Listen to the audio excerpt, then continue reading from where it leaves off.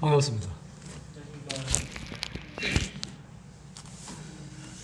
성경 예레미야 2장 13절에 보면 이런 말씀이 있습니다. 제가 읽어드리겠습니다.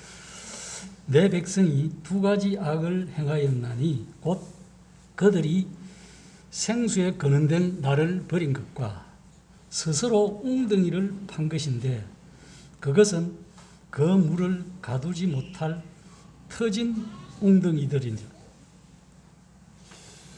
이스라엘 백성들이 하나님의 은혜로 애굽을 나와 가나안까지 갔지만은 그 살아가면서 선민인 그 백성들이 생명의 근원 된 하나님을 버렸다는 거예요. 그럼 오늘날을 살아가는 우리 성도들은 하나님을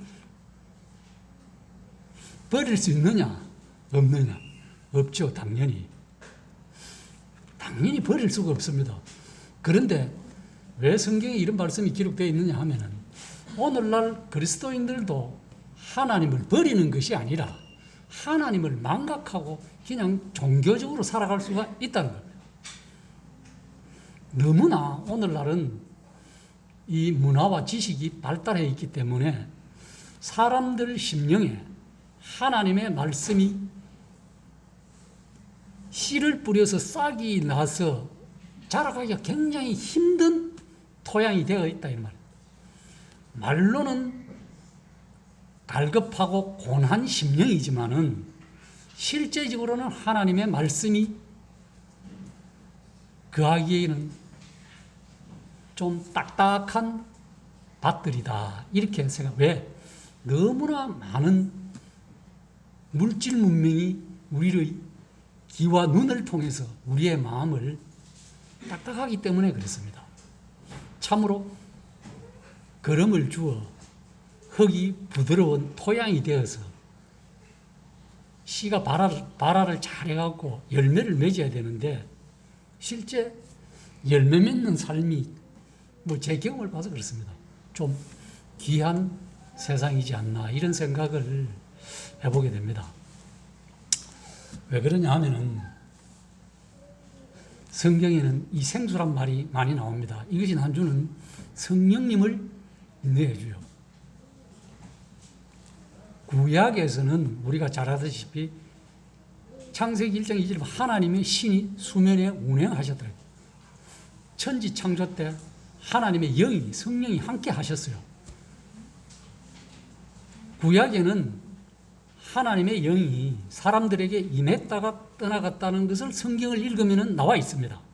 우리가 대표적으로 사울 왕을 들 수 있습니다. 그 성경에 보면 나와 있기 때문에. 그러니 신약에는 성령이 있느냐 왔느냐? 신약 말 초기에는 안 왔습니다. 본체 대신 예수님이 오셨기 때문에 성령님은 안 오셨어요. 예수님이 지상에 계실 동안에는 예수님이 친히 말씀했어요. 내가 가야 보혜사 성령을 보내주겠다는 것이 요한복음의 기록입니다. 우리가 잘 아는 요한복음 14장에서 17장까지 유월절 강화라고 있죠. 예수님의 말씀 중에서 보면 거기 내용을 보면 내가 가야 성령을 보내주겠다. 사도행전 1장에도 나와 있습니다. 누가복음 24장에도 너희는 다른 데 가지 말고 예루살렘의 성도들한테 그하라 그랬어요. 위로부터 능력을 잊기 전까지, 성령을 잊기 전까지는 가지 마라 그랬는데, 하지 마라 그랬는데 제자들은 합니다. 하나님의 말씀을 무시해요.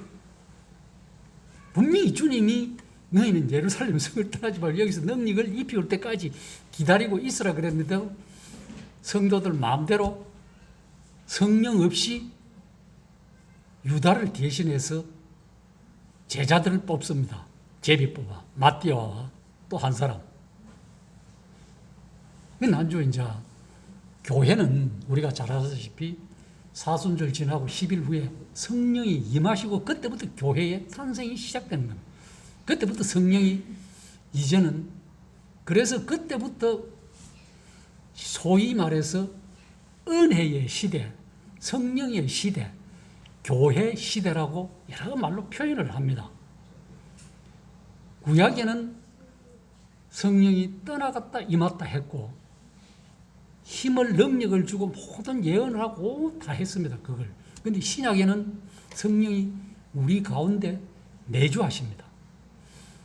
이것은 성령이 내주하고 하나님의 말씀이 내주하고 따로따로 하는 것이 아니라 하나님의 말씀을 영접하는 자, 예수님을 영접하시면은 그 영이 함께 영접하는 겁니다. 예수님이 우리 속에 계시는 게 성경이 그걸 증명해 줍니다.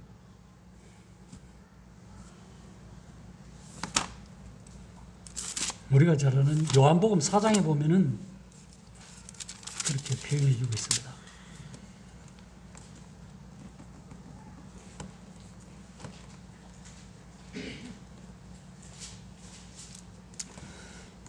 (13절에) 보면 예수께서 이르시되 이 물을 마시는 자마다 다시 목마르려니와 내가 주는 물을 마시는 자는 영원히 목마르지 아니하리니 내가 주는 물은 그 속에서 영생하도록 솟아나는 샘물이 되리라.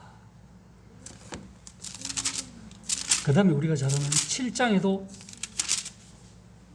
말씀해 주고 있습니다.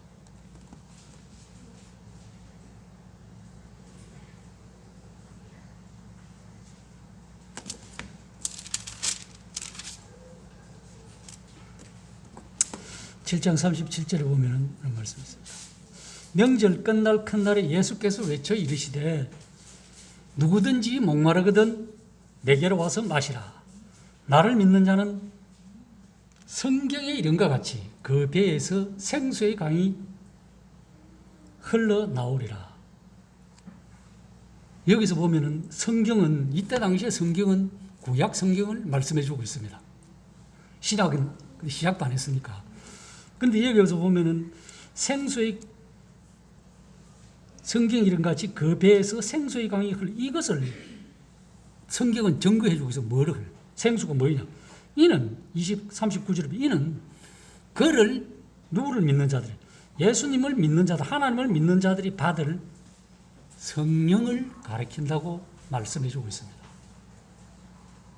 그런데 그 주석도 예수께서 아직 영광을 받지 아니하셨으므로 성령이 아직 그들에게 계시지 않더라. 예수님이 있을 당시에는 공생이 하실 때까지는 성령이 제자들에게도 안 임했어요. 왜? 본체 대신 하나님 되시고 성령 되신 그분이 이 땅에 계시는데 누가 필요하겠습니까? 그분이 올라가실 때 여기서 그래서 줄을 달아가지고 각줄을 달아가지고 갈로를 쳐가지고 아직 주님이 십자가에 영광을 받지 못했다는 것은 십자가에서 돌아가시지 않았다는 거예요. 그렇기 때문에 본체 대신 예수님이 있고 성령은 아직 없었다는 거예요.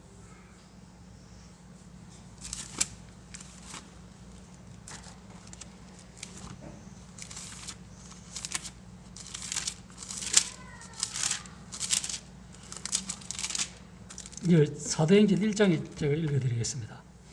1장에 보면은 이제 누가가 데오빌로 각하에게 쓰는 글인데 데오빌로에 내가 먼저 쓴 글에는 무릇 예수께서 행하시며 가르치기를 시작하신부터 그가 택하신 사도들에게 성령으로 명하시고 성천하신 날까지를 기록하였노라. 그가 고난받으신 후에 또한 그들에게 확실한 많은 증거로 친히 살아계심을 나타내사 40일 동안 그들에게 보이시며 하나님 나라의 일을 말씀하시니라. 사도와 함께 모이사 그들에게 분부하여 이르시되 예루살렘을 떠나지 말고 내게서 들은 바 아버지께서 약속하신 것을 기다리라 그랬습니다. 제자들에게 여기 보시면 요한은 물로 세례를 베푸사 너희는 맨날이 못되어 성령을 세례로 받는 성령을 받을 것이다. 이렇게 말씀해 주고 있습니다. 그들이 모였을 때 예수께서 여쭈어 이르시되 주께서 이스라엘 나라를 회복하시면 이때니까 하니 이르시되 때와 시기는 아버지께서 자기의 권한에 두셨으니 너희가 알 바가 아니요 오직 성령이 너희에게 임하면 너희가 권능을 받고 예루살렘과 온 유대와 사마리아와 땅끝까지 이르러 내 증인이 되리라.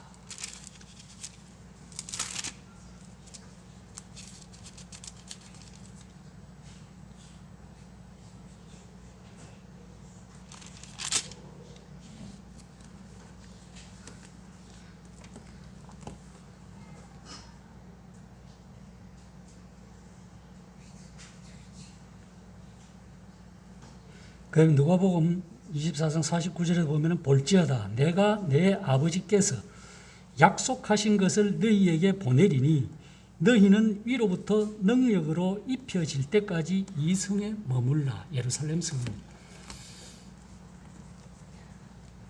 성령이 하신 이제는 성령이 그래서 고린도전서 우리가 잘 아는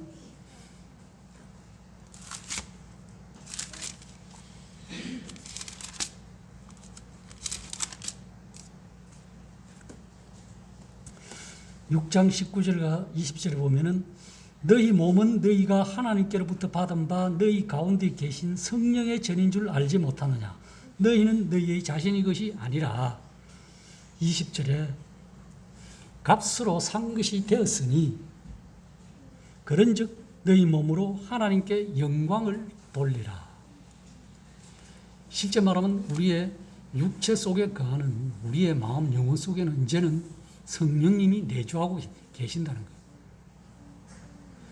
즉 영접했다는 것은 하나님의 다른 말로 하면 하나님의 말씀을 믿는다는 것이고, 즉 믿는다는 것은 예수 그리스도를 영접했다는 거예요. 다른 말이 아닙니다.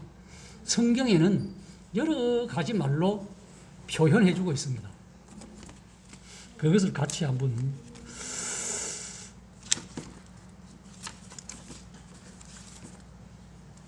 상고해 보기를 원합니다. 그것을 일반적으로 우리가 보편적으로 하는 말이 뭐냐면은 구원에 관한 용어들입니다.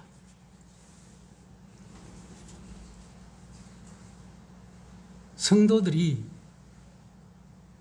우리의 살아가는 신앙생활은 구원받은 그날로부터 시작이 됩니다. 죄인인 우리가 예수 그리스도의 십자가의 보혈을 구원받아 새 사람이 되고 하나님의 백성이 되어 새로운 삶을 시작하는 그 시간부터 신앙생활은 되는 겁니다. 다시 우리가 육체로 다시 태어나서 이 세상에 알든 모르든 살아가듯이 부모의 양육을 받으며 살아가듯이 영으로 태어나면 내가 태어났는가 안 태어났는가 순간적으로는 모르지만 이 기록된 하나님의 말씀을 통하여 점점 알아간다는 거예요. 그런데 요즘은 다 지식이 있기 때문에 이 성경 말씀을 읽으면 깨닫기 때문에 그걸 누가 깨닫게 해주죠? 성령 하나님이 성령께서 깨닫게 해주신다. 내 자신이 깨닫는 것이 아니라 성령이 우리 마음에 빛을 비춰주시고 하나님의 말씀을 깨달아. 아하, 그렇구나 하고 내 마음에 받아들이는 게 믿는 거예요. 그래서 마음을, 그것을 받아들인다는 것이 믿는다는 것이고, 믿는다는 것이 영접한다는 거예요. 그런데 많은 성도들이 구원은 받았지만은 여러 가지 형태로 등장하는 이 교리적인 용어들을 잘못 이렇게 알지 못하고 혼동하는 때가 있다는 겁니다. 그래서 우리 구원이란 말은 모든 총체, 구원받았다 이렇게 하는 것은 다른 성경 안에 있는 어떤 내용이든지 상관없이 내가 다 받아들였다 이런 게 총체적인 말로 쉽게 이야기하면 그렇게 되겠습니다.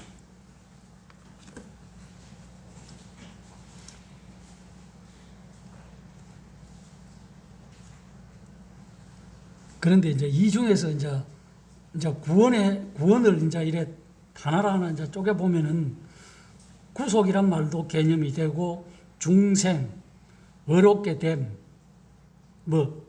일반 교리적으로는 정가됨, 양자됨, 거룩하게 됨, 화목, 견인, 여러 가지 말로 이렇게 교리적으로 이래 좀 신학적으로 표현을 합니다.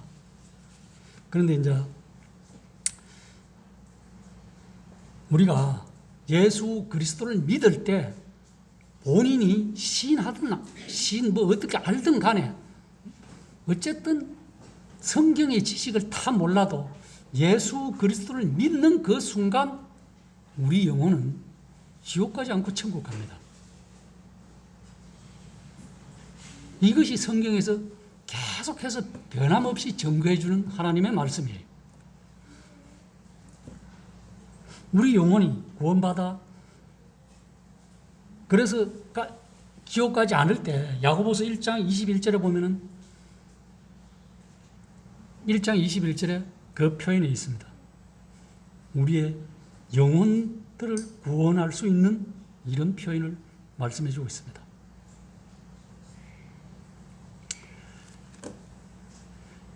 다른 말로 하면 구원받은 것은 우리의 영혼이요 거듭나는 것은 어떤 신학적으로 용어를 하면 영이라는 거예요.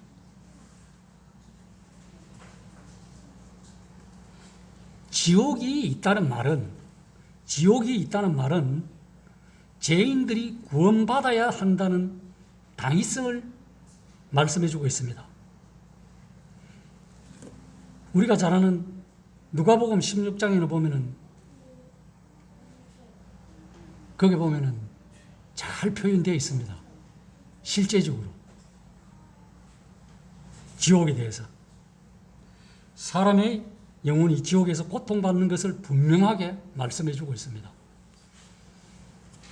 우리가 이 육체에 그대로 손과 머리가 다 눈과 다 있듯이 그 지옥에서 고통받는 사람은 누가복음 16장 읽어보면 손가락 끝에 큰 구렁이 있어서 오고 가도 못하는데 손가락에 가락에 물을 찍어서 좀 목을 적시달라는 표현이 있고 그 다음에 나가서 좀 복음을 자기 형제들에게 복음을 전해달라는 표현이 있습니다. 이것이 형태가 뭐냐? 우리의 영혼도 이런 똑같은 형태를 가지고 있다는 거예요. 우리가 지금 오감이 있어서 아픈가 이런 걸 아는듯이 우리의 영혼도 똑같이 그런 맛을 다 느끼고 있다는 거예요. 그래서 어떤 분은 이렇게도 이야기해요. 우리가 구원받을 때 하나님의 말씀이 성령이라고 그랬고 그 성령이 곧 하나님의 말씀은 성령의 검이라고 그랬습니다. 칼이라고 그랬어요. 그러면 골로새서 3장 그 11, 12절에 보면은 그런 표현이 되어 있습니다.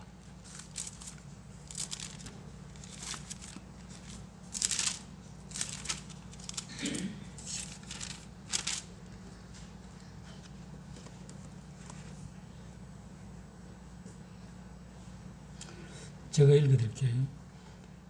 누가 철학과 헛된 속임수로 너희를 사로잡을까 주의해라. 이것은 사람의 전통과 세상의 초등학문을 따름이 아니요 그리스도를 따름이 아니니라.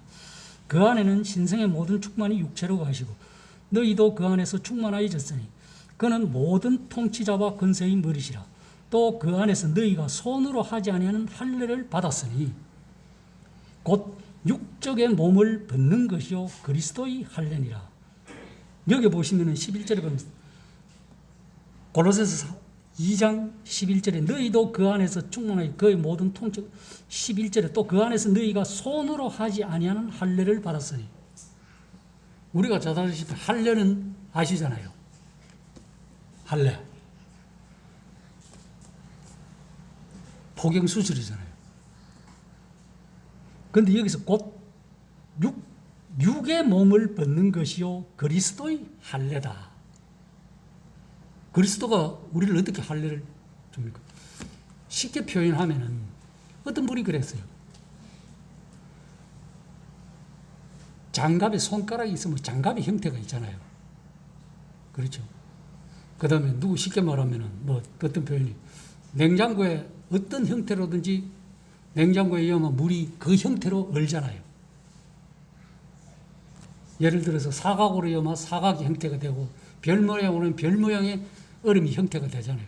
그러면 우리의 사람의 모양 그대로 있는 것 같으면 우리의 영혼도 그대로 사람의 형태라는 거예요.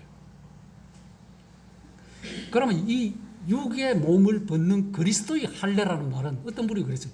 누가 우리 영혼과 육신이 붙어 있었는데 쉽게 이해하지만 하나님의 말씀으로 육신과 영혼이 분리되어 있다는 거예요. 우리 몸 안에서. 이게 그런 표현이라는 거예요. 그리스도의 할례, 하나님의 말씀으로 할례받았다는 말은. 그러니까 어떤 분이 하나님의 말씀이, 우리의 육신이 이 세상 것을 좋아하면은 성령을 근심하게 되고, 하나님의 말씀으로 우리의 영혼을 매일 음식을 먹듯이 하나님의 말씀을 섭취하고 찬양과 감사와 기도를 하게 되면 우리의 영혼이 성령이 충만해서 하나님의 말씀으로 기쁜 삶을 산다는 거예요. 이것이 그리스도의 할례라는 겁니다. 그러니까 쉽게 이야기하면 우리의 육체와 이 죽은 시체와 같은 이 육체와 영혼이 하나님의 말씀으로 일단은 분리되어 있는 상태다. 쉽게 이야기하지만 그는 실제 분리는 안 되고 우리 속에 계시죠. 그래서 이것이 그리스도의 할례라는 겁니다. 하나님의 말씀으로.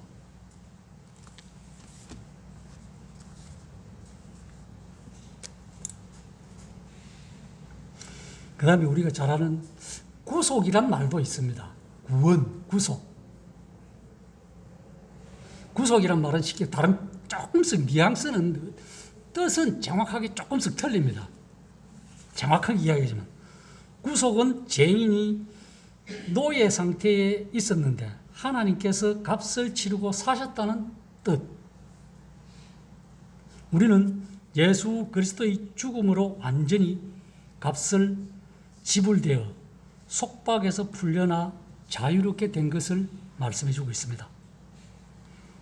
여기서 속박이라는 것은 죄악의 속박입니다. 다른 속박이 아니고. 그래서 우리 주님께서 우리를 위하여 자신을 십자가에 주신 것은 모든 죄악입니다. 모든 죄악에서 우리를 구속하시고자 하십니다. 이것이 디도서 2장 14절에 말씀해 주고 있습니다. 그래서 주님의 죽으심을 몸값이라고 합니다. 그래서 마태복음 우리가 잘 아는 20장 28절에 보면은 이렇게 말씀합니다. 어떻게 말씀하냐? 인자도 섬김을 받으려고 온 것이 아니라 또 많은 사람을 위하여 자기 생명을 몸값을 주기 위해서 왔다. 대속물로 주기 위해서 왔다. 이렇게 표현해 주고 있습니다. 그래서 구속이란 말은 예수 그리스도께서 자신의 몸값으로 지불하심으로써 이루어지는 것이 구속이다. 이 구속은 우리가 성경의 표현대로 베드로전서 1장 19절에 잘했죠. 흠도 없고 점도 없는 어린 양 같은 보배로운 피로 된 것이다 라고 성경은 표현해 주고 있습니다. 이 구속, 곧 죄들의 이 죄책, 죄의 용서는 주님의 십자가의 보혈을 통해서만 가능하다. 그것이 에베소서 1장 7절, 골로새서 1장 14절에서 말씀해 주고 있습니다. 그래서 히브리서에 보면은 이 피는 우리가 잘 알다시피 염소와 송아지의 피와 달리 단번에 우리를 위하여 영원한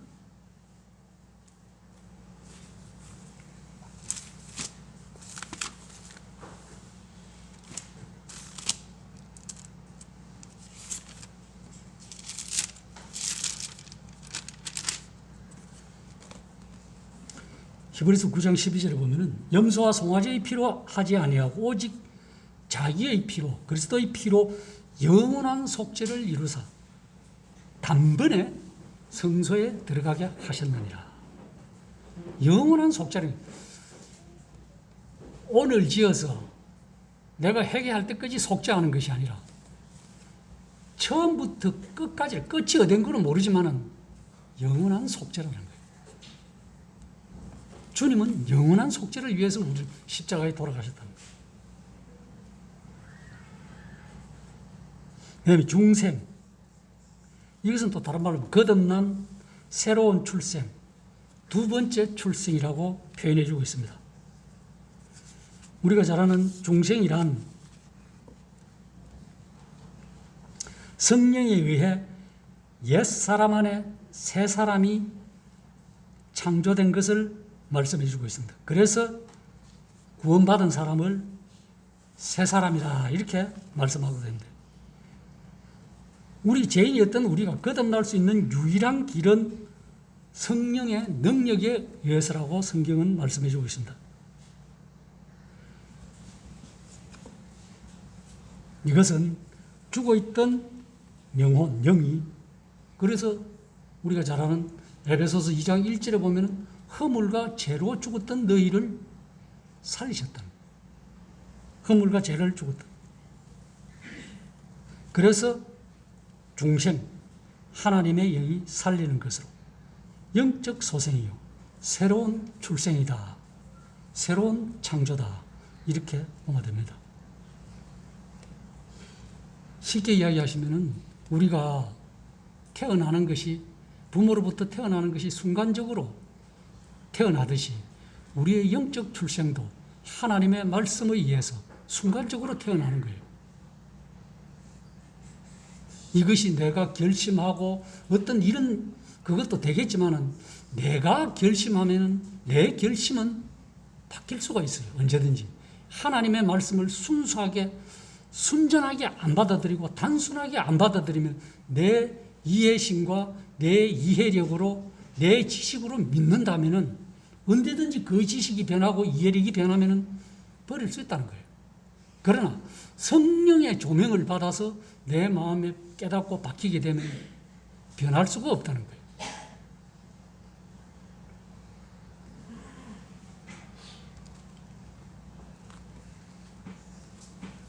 그래서 요한복음 3장 5절에서 우리가 말씀 잘하는데 진실로 진실로 너희에게 이르노니 사람이 물과 성령으로 나지 아니하면 하나님 나라에 들어갈 수 없다.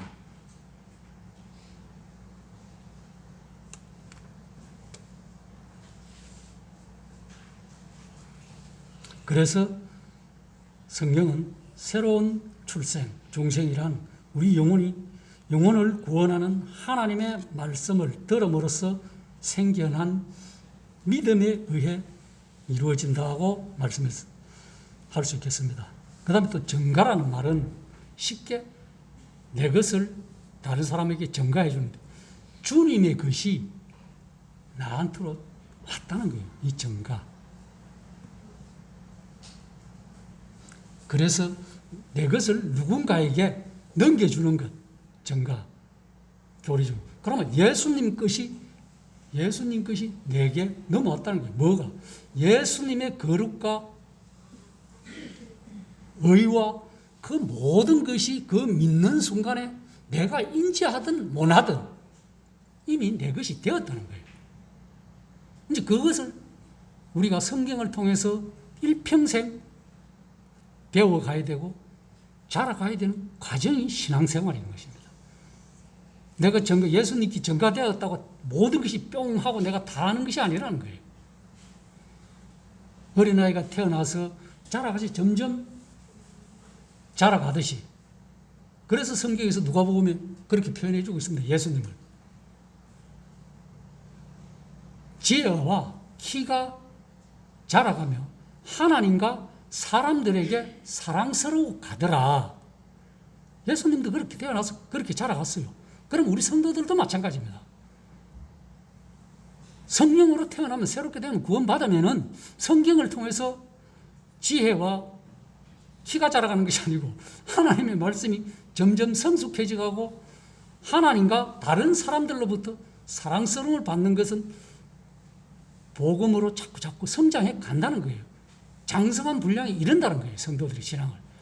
애들이 태어나서 육신적으로 태어나서 이래 초등학교, 중학교, 대학교 가서 성인이 돼서 자라가듯이 우리 성도들도 하나님의 말씀, 교회 학교, 다른 말로 총칭 교회 학교라고 보면 되겠습니다. 다른 말로 표현하자면 그렇게 하나님의 말씀으로 묻고 자라간다는 거예요. 안 자라간다는 게 문제가 되죠.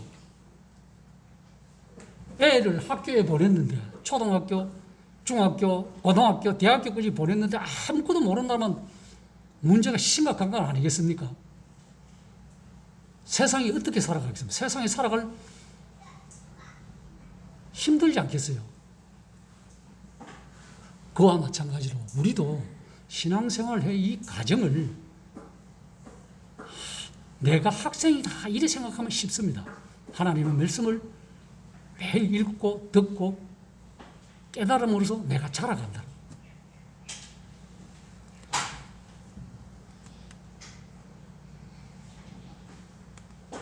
이것은 다른 말로 하면 어떤 것을 누군가에게 받아서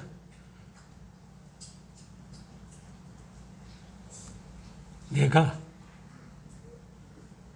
죄인인 내가 예수 그리스도의 의를 부여받고 그렇게 살아간다는 겁니다. 그래서 주님은 우리의 모든 죄를 옮겨 짊어지셨다는 겁니다. 우리의 모든 지옥 가서 받아야 될 모든 형벌과 모든 고통과 모든 질병들을 주님은 나 대신 짊어지시고 십자가에서 죽으시고 사흘 만에 부활하시고 지금은 하나님 보좌 우편에서까지 우리를 위해서 중보기도 해주신다는 겁니다. 지금은. 이것이 정가다. 그래서 우리가 잘 아는 고린도후서 5장 21절에 보면은 하나님께서 죄를 알지 못하신 그분이 누구냐? 예수 그리스도죠. 우리를 위하여 죄를 삼으신 것은 우리로 하여금 예수 그리스도 안에서 하나님의 의가 되게 하기 위해서 그렇게 하셨다. 이렇게 성경은 표현됩니다. 그래서 성경은 예수님께서 십자가에서 죄가 되신 것입니다. 죄인이 되신 것입니다. 오늘도 예배 시간에 이사야 53장 말씀을 읽었습니다. 이 53장 5절 6절 말씀이 우리는 그릇 행하여 각기 제 길로 갔거늘. 그렇잖아요. 우리는 하나님이 인정하든 우리가 인정하든 안 하든 예수 믿기 전까지는 우리는 각자 자기 길로 자기 소견에 옳은 대로 살아가요. 시민은 신앙생활을 한다 하는 사람도 자기 소견대로 살아가는 사람이 많습니다. 하나님의 말씀은 뒷전이고 저 역시 마찬가지였어요. 저라고 예외는 아닙니다. 그래서 항상 신앙인들은 자백하는 자세가 중요해요. 그래서 항상 말씀으로 씻어요. 하루에 일과를 마치면 출근하면 거울을 보고 씻고 나면 거울을 보고 내 얼굴에 뭐 이러듯이 하나님의 말씀이 거울이 되어서 우리의 온갖 것들을 잡것들을 씻어내야 됩니다.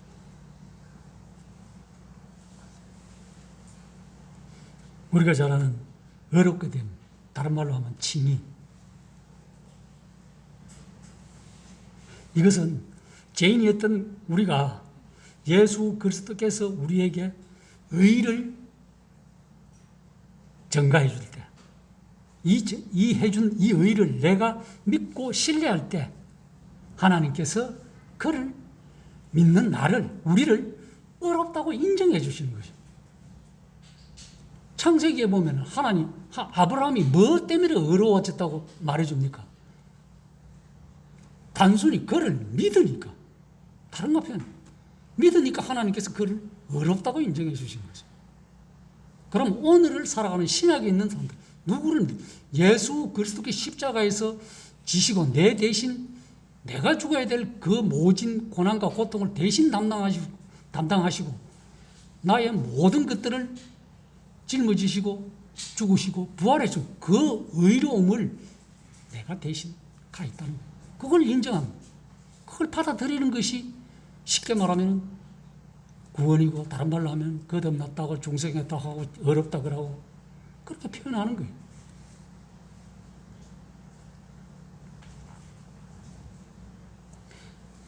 예수 그리스도의 의를 전해받았다.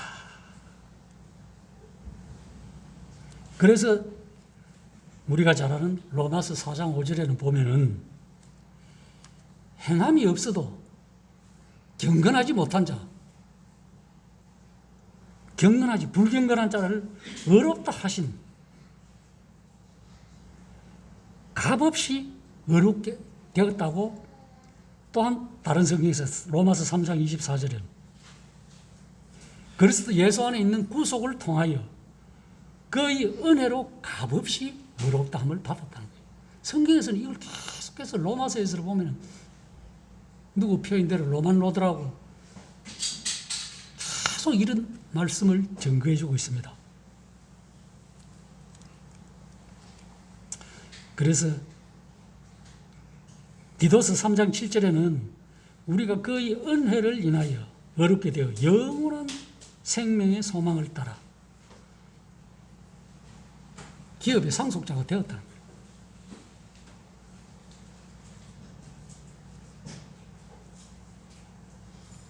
우리 주님께서는 우리의 범법함을 위하여 십자가에 들어지셨고 우리를 의롭게 하심을 위하여 부활하셨다. 이 로마서 4장 25절 내용입니다. 그래서 우리는 하나님에 의해 이제 법적으로도 의롭게 되었다고 성경은 표현해 주고 있습니다. 우리가 잘 아는 로마서 여기 이렇게 나와 있습니다. 로마서 8장 우리가 잘 아는 33절.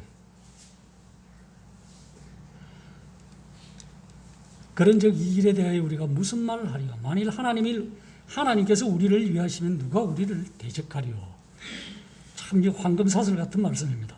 자기 아들을 아끼지 아니하시고 우리 모든 사람을 위하여 내주신 이가 어찌 그 아들과 함께한 모든 것을 우리에게 주시지 아니하겠느냐. 33절에 누가 능히 하나님께서 택하신 자들을 고발하리요?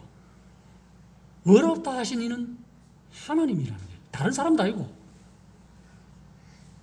하나님께서 의롭다 하시는데 누가 뭘 어떻게 하시겠냐 이 말씀이에요.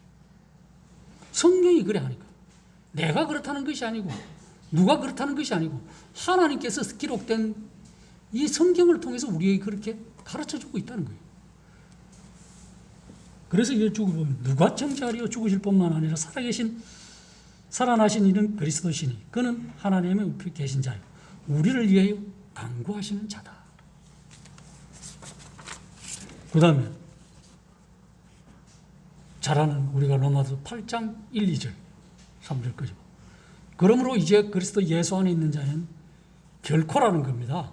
결과라는 절대 정죄함이 없다는 거예요. 영원한 구속 속에는 영원한 제사함 속에는 결코 정죄함이 없다는 거예요. 결코란 말이 들어갔어요. 이는 그리스도 예수 안에 있는 생명의 성령의 법이 여기 보면 성령의 법이래요. 하나님의 말씀의 법이 죄와 사망의 법에서 너를 해방했다는 거예요. 우리를 해방해 주셨다는 거예요. 이런 하나님의 기록된 말씀이 우리를 위해서 증거해 주는데 어느 누가 죄 있다 없다 판단하겠습니까?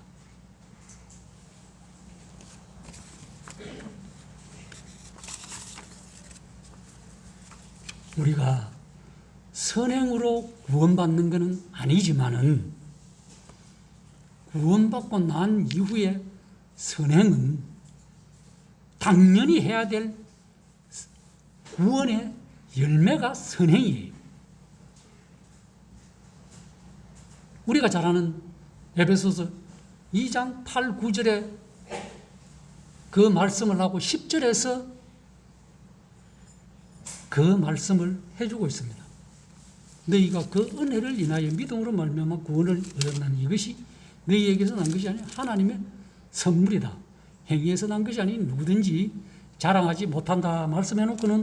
말씀하시고는 10절에 보면은 우리는 그가 만드신 바다. 뭘로? 새로 출생받은 자다 이기죠. 그리스도 예수 안에서 선한 일을 위하여 지으심을 받은 자니 이 일은 하나님이 전에 예비하사 우리로 그 가운데서 예수 그리스도 안에서 선을 행하기 위해서 지으심을 받은 자다.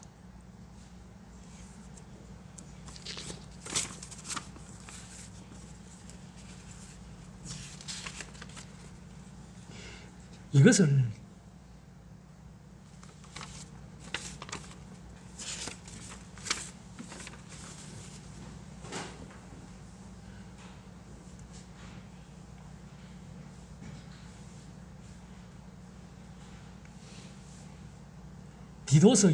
디도서 2장 14절에도 그렇게 표현해 주고 있습니다. 어떻게 표현해 주나? 그가 우리를 대신하여 자신을 주심은, 주님께서 우리를 위하여 십자가에 자신을 주심은 모든 불법에서 우리를 속량하시고 우리를 깨끗하게 하사, 여기도 보면은 선한 일을 열심하는 자기 백성이 되게 하기 위해서 그랬다. 선행이에요. 선행으로 우리가 구원받는 것은 아니지만은 구원받고 난 이후의 삶은 분명히 선행으로 이루어져 가야 된다는 거예요. 오늘날 이것이 문제예요. 성도들이 구원받으면 다다. 내 맘대로 택도 없는 소리입니다. 어디서 그런 성경 말씀이 있어요. 그래서 어떤 교단에서는 구원받으면 다다고 나는 천국 가니까 이제 내 맘대로, 의 성경이 그런 말씀이 어디에 있습니까? 완전히 곡해하고 오류하는, 그러니 자기 마음대로 세상에서 나쁜 짓 다 하는 거예요. 거의 손가락질 받는 거예요.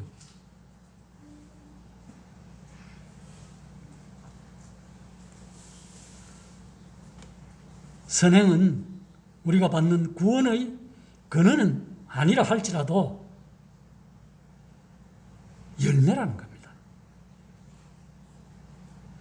우리의 영혼의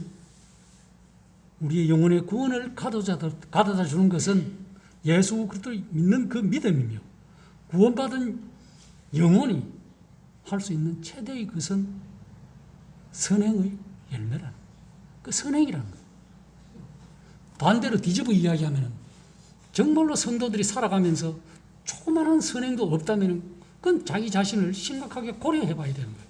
내가 정말로 성경에서 그래서 우리가 잘 아는 성경에도 너희 자신이 너희 믿음이 있는가 너희 자신을 시험해보라 그랬어요. 성경에는 시험해보라는 말이, 하나님을 시험해보라는 말이 한 두서너 번 나옵니다.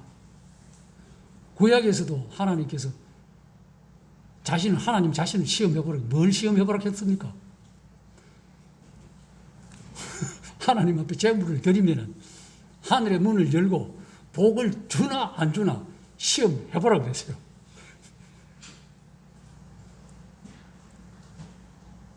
실제로 우리 대명동 교회에서 그렇게 하신 분이 있습니다.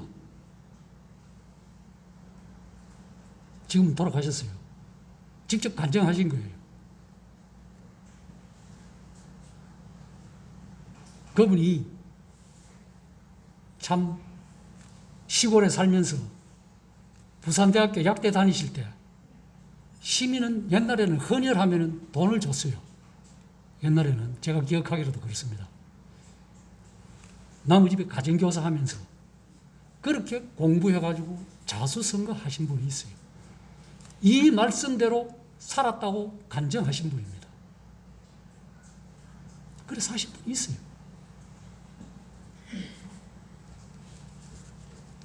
그래서 우리는 정말로 그리스도 예수 있다면은 선한 일을 열심히 하는 우리 대명동 교회,